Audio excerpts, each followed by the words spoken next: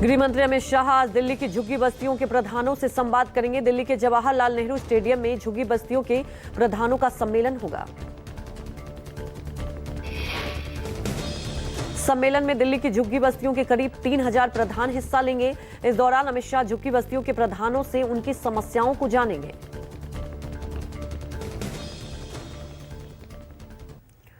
तो आपको बता दें कि आज अमित शाह ये मुलाकात करेंगे और झुग्गी बस्तियों के जो प्रधान होंगे उनसे संवाद भी किया जाएगा, उनकी समस्याओं को सुना जाएगा, क्योंकि दिल्ली चुनाव के लिए आप समझ सकते हैं कि झुग्गी एक बड़ा मुद्दा है और आज संवाद किया जाएगा। दिल्ली चुनाव को लेकर आज बीजेपी कोर ग्रुप की बैठक में गृह मंत्री अमित शाह और बीजेपी अध्यक्ष जेपी नड्डा भी मौजूद होंगे।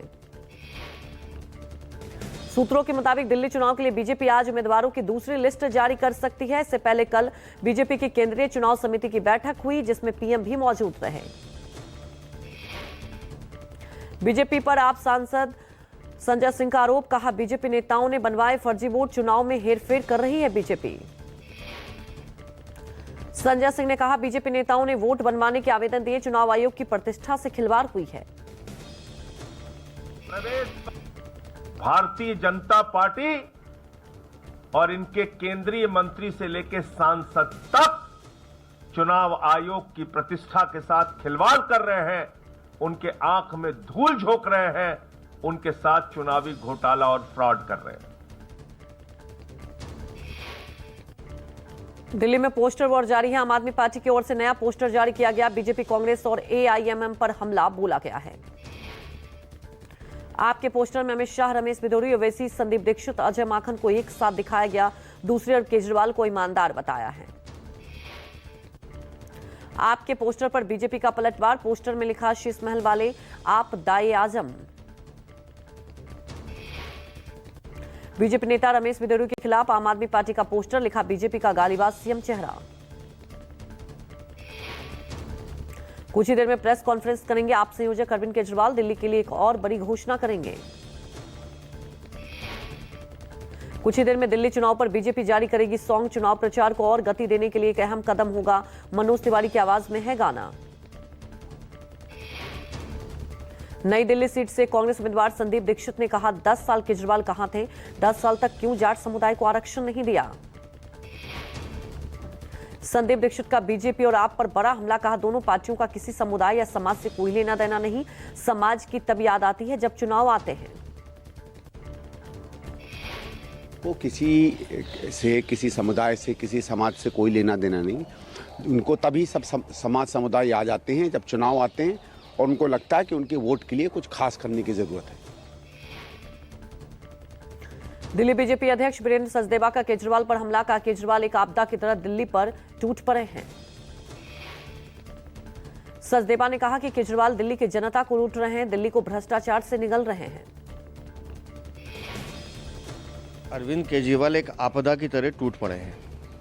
दिल्ली वालों को लूटना, दिल्ली को भ्रष्टाचार से मतलब एक तरह से निगल जाना, और हर विभाग में जिस तरह से उन्होंने चोरी और लोगों को धोखा देने का काम किया है, तो ये दिल्ली के लिए एक आपदा ही है। बीजेपी सांसद प्रवीण खंडेलवाल ने कहा 10 सालों में हमने केजरीवाल को देखा, वो केवल शगुफा चूरते हैं।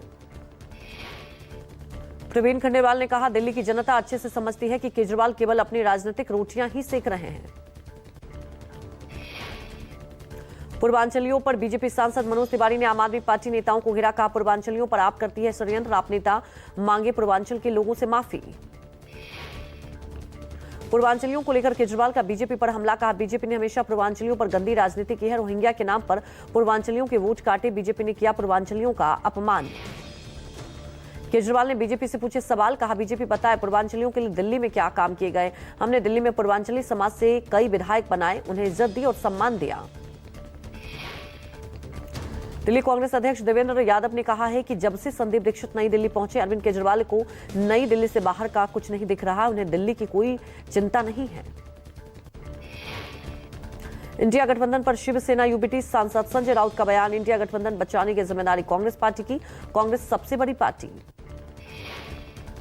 संजय राउत ने कहा कि यह सही है कि इंडिया गठबंधन लोकसभा चुनाव के लिए बना था और लोकसभा चुनाव के बाद इंडिया गठबंधन की एक भी बैठक नहीं हुई। संजय राउत बोले, बैठक बुलाने की जिम्मेदारी भी कांग्रेस पार्टी की थी। हम अब तक इंडिया गठबंधन का संयोजक घोषित नहीं कर पाए। अगर हमें एक ताकत के खिलाफ लड़ना है तो हमें ये सब बातें ध्यान में रखनी चाहिए। अयोध्या में राम मंदिर प्राण प्रतिष्ठा की पहली वर्षगांठ, देश भर में भारी संख्या में राम मंदिर पहुंच रहे हैं श्रद्धालु। राम जन्मभूमि मंदिर प्राण प्रतिष्ठा समारोह की पहली वर्षगांठ पर अयोध्या में इकट्ठा हो रहे भक्त, कड़ाके की ठंड पर भक्ति भी भारी। प्राण प्रतिष्ठा की पहली वर्षगांठ पर अयोध्या में 3 दिवसीय उत्सव का आयोजन, यूपी के सीएम योगी आदित्यनाथ कार्यक्रम का शुभारंभ करेंगे। सीएम योगी रामलला का महाअभिषेक करेंगे। इसके बाद अंगद टीला से जनसभा को संबोधित करेंगे। इस दौरान बड़ी संख्या में साधु संत भी मौजूद होंगे।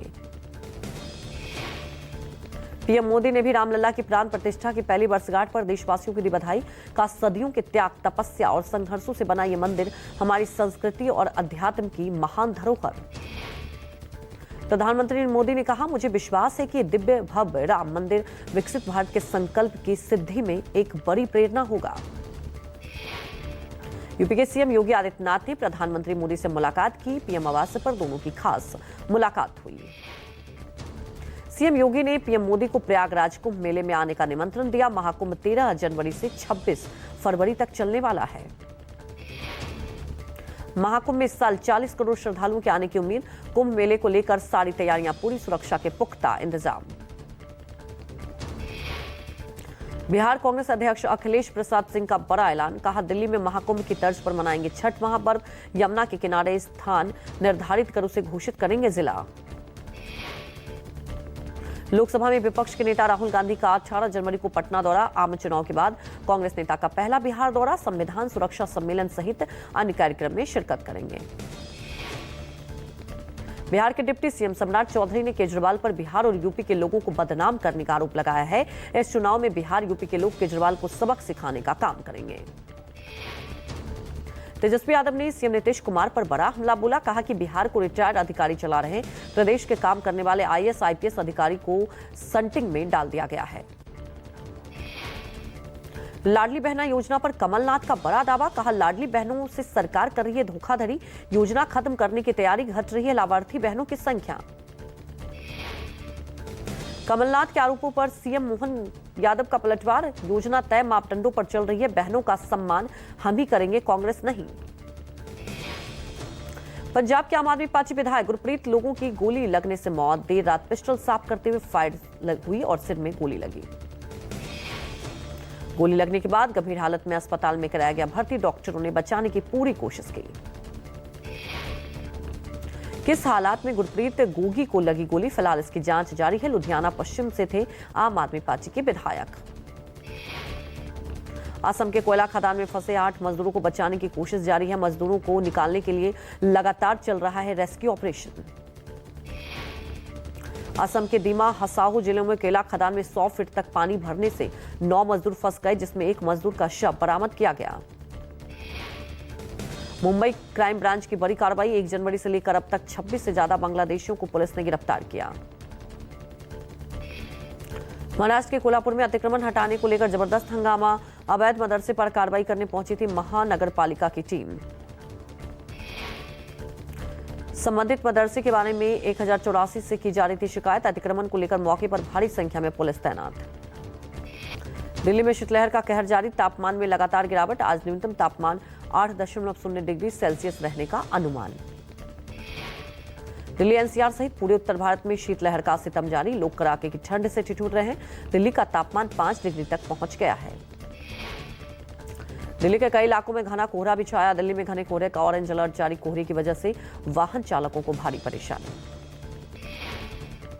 यूपी के नोएडा में शीतलहर और कोहरे से लोग बेहाल। कई इलाकों में छाया कोहरा, आने जाने में लोगों को भारी परेशानी। पूरे नोएडा शहर में शीतलहर और घने कोहरे का प्रकोप। दिन के लाइट चलाकर गाड़ी चलाने को मजबूर लोग। हादसे की बड़ी आशंका। आगरा में भी भीषण सर्दी और घने कोहरे का प्रकोप। गलन और ठंडी हवा ने बढ़ाई ठिठुरन। बारिश के भी आसार। मुरादाबाद के कई हिस्सों में घना कोहरा छाया हुआ। ठंड से बचने के लिए लोग अलाव का सहारा ले रहे हैं। अभी और बढ़ेगी सर्दी। अयोध्या में भी शीतलहर जारी। ठंड से बचने के लिए लोग अलाव का ले रहे हैं सहारा। ठिठुर रहे हैं लोग। प्रयागराज में कोहरे की मोटी परत छाई हुई है। इसी बीच लोग संगम घाट पर स्नान के लिए पहुंच रहे हैं। भीषण सर्दी पर भी आस्था भारी है। हरिद्वार में शीतलहर और कोहरे का प्रकोप, घने कोहरे के आघोष में लिपटी धर्मनगरी, अभी और सताएगी सर्दी। वाराणसी में भी जबरदस्त ठंड का कहर, कोहरे से लोगों को हो रही है दिक्कतें।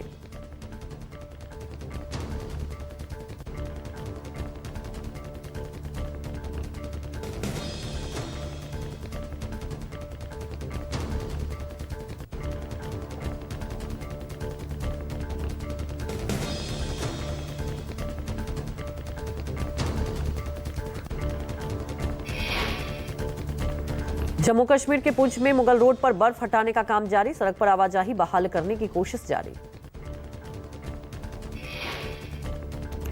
मध्य प्रदेश के शिवपुरी में अडानी फाउंडेशन के तहत गारमेंट मैन्युफैक्चरिंग और प्रशिक्षण केंद्र का शिलान्यास। ग्राम बुढ़ाडोंगर में केंद्रीय मंत्री ज्योतिरादित्य सिंधिया ने किया केंद्र का शिलान्यास। अडानी फाउंडेशन के इस नए कदम से 1500 महिलाओं को मिलेगा रोजगार। महिलाएं कमा सकेंगी 12 से 15 हजार रुपए प्रति महीने। अडानी फाउंडेशन के इस पहल से महिलाओं के मजदूर से मालिक बनने का सपना होगा पूरा। साथ ही महिला सशक्तिकरण के क्षेत्र में एक महत्वपूर्ण पड़ाव भी हासिल होगा। घरों में मात्र जैकेट सिलने वाली महिलाओं को बड़ी औद्योगिक सिलाई मशीनों पर काम करने की ट्रेनिंग दी जाएगी। इससे बड़े ब्रांड्स के जैकेट ही नहीं, अन्य परिधान भी सिलने का मौका मिलेगा। अडानी ग्रुप के चेयरमैन गौतम अडानी ने वर्क लाइफ बैलेंस का बताया मंत्र। कहा, काम के साथ परिवार के लिए वक्त निकालना भी वर्क लाइफ बैलेंस का हिस्सा है। हर शख्स को अपनी प्राथमिकता होती है, अपना अपना वर्क लाइफ बैलेंस होता है।